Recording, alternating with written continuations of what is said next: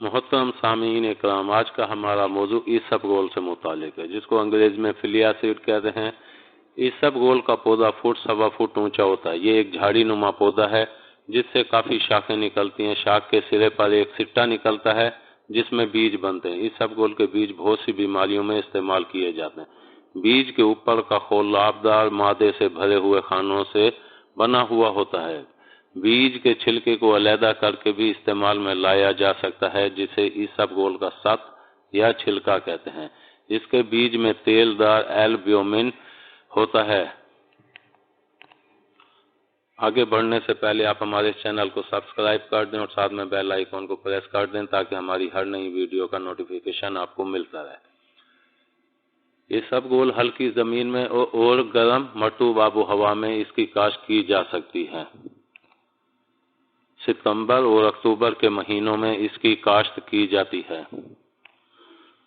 ماہ جنوری میں پھول نکلنے شروع ہو جاتے ہیں اور مارچ اپریل میں سٹے پکنے پر کاٹ لیے جاتے ہیں۔ ایسبگول کے بیجوں میں متعدد امینو ایسڈ ہوتے ہیں، جن میں ویلائن، گلاسین، گلوٹامک ایسڈ، لائسین، لیوسائن اہم ہیں۔ اس کے علاوہ ایسبگول کے بیجوں میں پایا جانے والا تیل 50% لائنولک ایسڈ پر مشتمل ہوتا ہے، جو شریانوں کو سکڑنے اور تنگ ہونے سے روکتا ہے اور کولیسٹرول کو کم کرتا ہے۔ ایسبگول کے فائدوں میں یہ ہے کہ اس کے بیجوں کی تاثیر ٹھنڈی ہوتی ہے، تشنگی، گرمی کے بخار کے لیے بہت مفید ہے۔ اس کے بیج پیچش اور گردے کی بیماریوں کے علاج کے کام آتے ہیں۔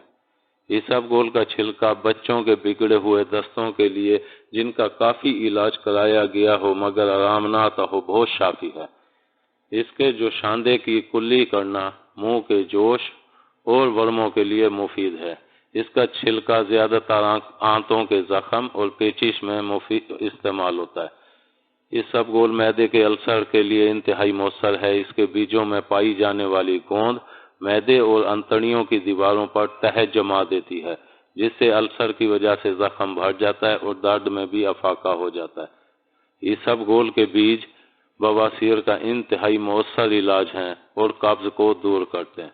امید ہے آپ کو ہماری یہ ویڈیو پسند آئی ہوگی۔ پسند آنے کی صورت میں لائک کریں، کامنٹ کریں اور شیئر کرنا نہ بھولیں۔ ملتے ہیں اگلی ویڈیو تک۔ اللہ حافظ۔